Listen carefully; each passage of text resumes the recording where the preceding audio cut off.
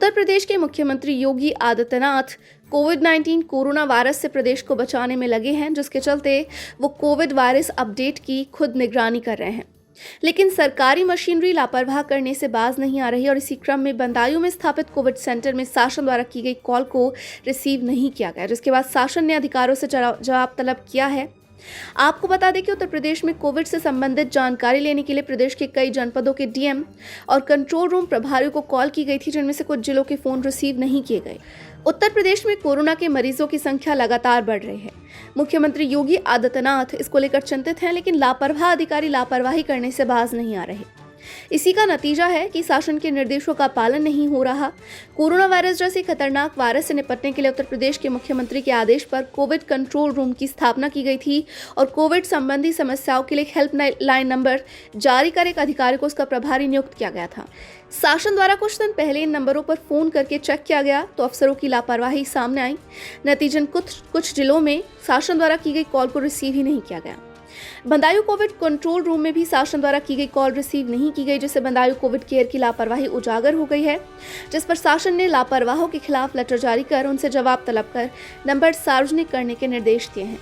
वहीं इस पूरे मामले पर सीएम बदायूं ने बोलने से साफ इनकार कर दिया है। उन्होंने सीडीओ को जिम्मेदार ठहराया है और कहा कि शासन की तरफ से उन्हें गलत लेटर जारी किया गया। कोविड सेंटर की प्रभारी सीडीओ निशा अनंत है और ये सब उनकी जिम्मेदारी है। वहीं जब हमारे रिपोर्टर ने बदायूं जिले की सीडीओ निशा अनंत से बात करनी चाहिए तो उन्होंने कैमरे के सामने बोलने से मना कर दिया। उन्होंने कहा कि लेटर सीएमओ बदायूं को जारी किया गया है, उन्हें नहीं। अब ऐसे में सवाल उठना लाजमी है कि जब शासन के आदेशों की अनदेखी की जा रही है तो भला आम जनता की सुनवाई कौन करेगा। देखिए बदायूं से एमआरएफ खान की रिपोर्ट। नहीं ये इंटीग्रेटेड कंट्रोल रूम सीडीओ के अंदर में है, तो इसलिए इसमें मैं कमेंट नहीं करूँगा। तो लेटर तो सर ऑफिशियल आपके नहीं, मेरे नाम आया वो गलत आया ना, मैं इसका प्रभारी नहीं हूँ, प्रभारी सीडीओ में।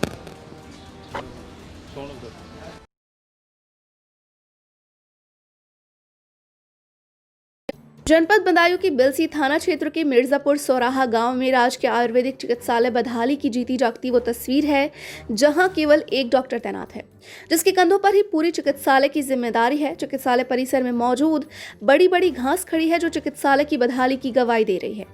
यही नहीं, चिकित्सालय परिसर में व्याप्त गंदगी भी प्रशासन की लापरवाही उजागर कर रही है, जिसके चलते जहरीले जीव जंतुओं के निकलने का मरीजों को हर समय खतरा बना रहता है। चिकित्सालय प्रभारी डॉक्टर जयराम ने बताया कि जब वो यहाँ से आए हैं तब से यहाँ कोई चौकीदार, सफाई कर्मचारी, वार्ड बॉय नहीं है। उन्होंने कहा कि इस संबंध में संबंधित अधिकारियों को अवगत कराया गया, लेकिन अभी तक किसी को तैनात नहीं किया गया है। उन्होंने बताया कि वो स्वयं पूरे अस्पताल का जिम्मा उठा रहे हैं, पर्चा भी स्वयं बनाते हैं और मरीजों को स्वयं देखते हैं। उसके बाद दवा भी खुद ही देते हैं। आपको बता दें कि डॉक्टर को झाड़ू भी खुद ही लगानी पड़ती है। स्वास्थ्य सेवाओं में अगर एक ही डॉक्टर के कंधे पर इतनी जिम्मेदारी आ जाए तो भला काम कैसे चलेगा, और ये वाकई एक चिंता का विषय है। देखिए बदायूं से आरिफ खान की रिपोर्ट। हाँ, तो जब से मैं यहाँ आया हूँ तब से यहाँ तो चौकीदार नहीं है और एक वार्ड बॉय था, तो उसका मार्च में महीने में कूल्हा टूट गया, तब से आज तक उसने ज्वाइन नहीं किया और 5 महीने से मैं अकेले ही इस हॉस्पिटल को देख रहा हूँ, चला रहा हूँ। दवाइयाँ भी बनाता हूँ, ओपीडी भी देखता हूँ, पर्चे बनाता हूँ, पेशेंट को डील भी करता हूँ। कितने स्टाफ के लोग होने चाहिए? स्टाफ के लोग तो यहाँ 4 होने चाहिए और 4 में हम अकेले हैं। कब से हैं सर ये? अब हम तो जब से यहाँ अटैच हुए हैं तब से हम देख रहे हैं कि हम वही वार्ड बॉय और हम 2 लोग थे, लेकिन जब से उसका कूल्हा टूटा है तब से वो आज तक ज्वाइन भी नहीं किया और हम अकेले ही पूरा डील कर रहे हैं। अस्पताल में सर गंदगी है और सफाई व्यवस्था नहीं है। अब तो अब कर्मचारी नहीं है तो कौन करेगा। अधिकारियों को अवगत कराया, अधिकारी कहते हैं कर्मचारियों की कमी है, तो किस कर्मचारी को भेज दिया जाए, ये चीजें हैं। अब पूरे अस्पताल का देखरेख तो हम ही कर रहे हैं।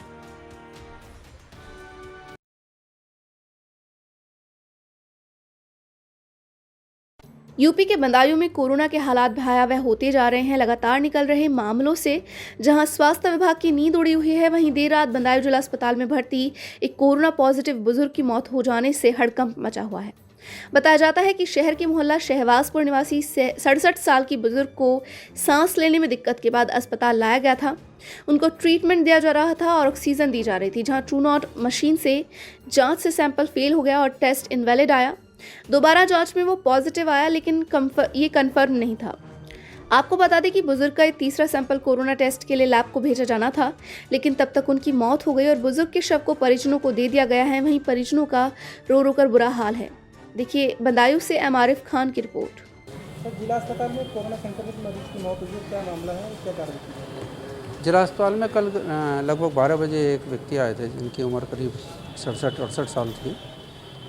वो इसमें थोड़ा बता रहे थे कि सांस लेने में तकलीफ़ है, उसमें से भर्ती किया गया था। उनका ट्रीटमेंट चल रहा था। उनका ट्रू नॉट से टेस्ट भी किया गया था, जो कि पहला टेस्ट इनवैलिड आ गया था, तो दूसरा टेस्ट लगाया गया था। तो दूसरे टेस्ट में वो कन्फर्मेटरी टेस्ट नहीं था, एक वीक पॉजिटिव आए थे, तो उसके लिए इनका दूसरा सैंपल और लगाना था जिससे कि कंफर्म होता। और इन्हें ट्रीटमेंट भी दिया जा रहा था, ऑक्सीजन की इन्हें लगाई गई थी, लेकिन उसके बाद भी दुर्भाग्य है कि इनकी इससे जो है।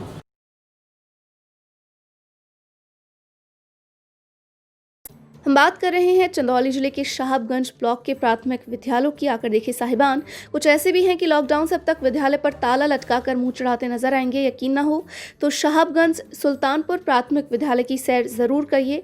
इसी ब्लॉक के ऊपर स्थित प्राथमिक विद्यालय पर ले चलते हैं। यहाँ तो कई शिक्षक तैनात हैं, लेकिन मौके पर प्रधानाध्यापक ही नजर आएंगे। वीडियो बनाने पर मिस साहब भी काफी नाराज हैं, क्योंकि बेचारे 10:05 पर पहुंचे थे जबकि विद्यालय का समय 8 बजे का है। अब आप ऐसी जगह पर लेकर चलते हैं जहां खुद एसडीआई साहब बैठते हैं, जिनकी देखरेख में पूरी शिक्षा व्यवस्था ब्लॉक में संचालित होती है, लेकिन यहाँ 7 अध्यापकों में से केवल एक सहायक अध्यापक नजर आते हैं। हद तो तब हो जाती है जब बच्चे किताबों के लिए इंतजार कर रहे हैं और कि मिल जाए तो घर पर ही कुछ सीख लें। यही नहीं जनाब, शासन की मंशा थी कि एमडीएम के बदले बच्चों तक सूखा राशन पहुंचा दिया जाए, लेकिन वो भी भ्रष्टाचार की भेंट चढ़ चुका है। ये भी हो सकता है कि शासन का कोरा आश्वासन हो, जब राशन ही नहीं मिला तो पैसे की बात करना बेमानी ही लगेगा। वहीं ड्रेस और किताबें बच्चों को जैसे तैसे मिल जाएं, यही शिक्षा विभाग की बड़ी उपलब्धि होगी। सब हकीकत है, जैसे आप खुद देख सकते हैं। जब इस विषय पर हमने BSA भूलेंद्र जी से बात की तो बस कार्यवाही की बात कहकर टाल गए। नाम है आपका? परमांश। कहाँ के रहने वाले हैं? सुल्तानपुर के। आपके बच्चे कहाँ पढ़ते हैं? प्राइमरी पर। कहाँ विद्यालय है प्राइमरी? सुल्तानपुर। और 3 महीने का राशन देना है बच्चों को? हाँ सर। और पैसा देना है? हाँ। ये मिला है आप लोगों को? नहीं साहब, अभी नहीं मिला है। किताबें मिली हैं? नहीं। अच्छा ये बताइए कि जब से कोरोना चल रहा है, हाँ तब से प्राइमरी स्कूल का ताला खुला कि नहीं खुला? अभी साहब नहीं खुला है।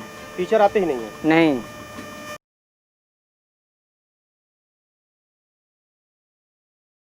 जहां केंद्र और राज्य सरकार कृषकों की स्थिति सुधारने की बात कर रही है, वहीं चंदौली जिले के चकिया तहसील अंतर्गत गरला गांव लिए चलते हैं, जहां घरातल पर 1 वर्ष से अधिक होने के बाद भी ओलावृष्टि के लिए किए जाने वाली मदद अभी तक किसानों तक नहीं पहुंची है। वहीं कृषक सम्मान निधि के लिए चक्कर लगवाना आम बात हो गई है। जब हमने कुछ कृषकों से बात की तो उनका दर्द कुछ खुलकर सामने आया। उनके द्वारा सरकारी नुमाइंदों को जमकर कोसा गया और सरकारी सिस्टम का लानत मलानत किया गया। आइए सरकारी नुमाइंदों की कारस्तानी सुनते हैं किसानों की जुबानी। देखिए चंदौली से पवन कुमार श्रीवास्तव की रिपोर्ट। हम गरला के किसान प्रभु नारायण श्रीवास्तव हैं जी। क्या मामला है, आप लोग इकट्ठा हुए हैं? वो अभी ओलावृष्टि वाला पैसा हम लोगों के खाते में नहीं आया। बार बार माने कहने को प्रशासन सुन नहीं रहा है। अपना परिचय बताइए। नारायण लाल। क्या समस्या है? हमारा किसान सम्मान निधि का पैसा आज तक नहीं आया, जबकि जुलाई 2019 में ही रजिस्ट्रेशन कराया हूँ। और उप निदेशक महोदय से बात होने के बाद उन्होंने कहा था कि अगस्त में आपको पैसा जाएगा। उसके बाद आज तक पैसा नहीं आया। मुख्यमंत्री किसान पोर्टल पे मैं 5-6 बार कंप्लेंट दर्ज करा चुका हूँ, जबकि रिमाइंडर भी भेजा, लेकिन कोई रिपोर्ट अभी तक नहीं मिला। चंदौली हमको बुलाया गया, उप निदेशक महोदय के मैं गया, वहाँ पे वो जो है अपना कंप्यूटर खोल कर देखे लैपटॉप में, कहे आपका है अगस्त में 2020 में जाएगा। 2020 में सबका पैसा आ गया। अब आज मैं जब बात किया हूँ उप निदेशक महोदय अमित जायसवाल जी से, उन्होंने कहा है कि आपका पैसा लैप्स हो चुका है और आपका लखनऊ हम भेजे ही नहीं है, तो कृपया करके आप फिर से रजिस्ट्रेशन कराइए। और उसको मैं डिलीट कर रहा हूँ। परिचय बताइए। मैं धीरज कुमार श्रीवास्तव ग्राम सभा गरला का किसान हूँ। आप लोग यहाँ इकट्ठा हो, क्या है पूरा मामला? हम लोग का रबी के फसल में जो पत्थरबारी हुआ था, जिससे हम लोग का फसल नष्ट हो चुका था, जिसमें 100% किसानों में महज 10% किसानों को मुआवजा मिला और 90% किसान जो है आज तक मुआवजा नहीं मिला। कई बार हम लोग प्रार्थना पत्र भी दिए, एसडीएम महोदय और तहसीलदार साहब से वार्तालाप किए, वो बोले कि पैसा आ गया है, मिल जाएगा। फिर बाद में पता चला कि अभी पैसा ही नहीं आया है। इस तरह से किसानों को गुमराह करने का कोशिश किया जा रहा है, जबकि सरकार द्वारा हर पैसा को जो है किसानों के खाते में भेजने का वो निर्देश जारी हुआ था, फिर भी हम तक अभी तक कोई पैसा नहीं पहुँचा।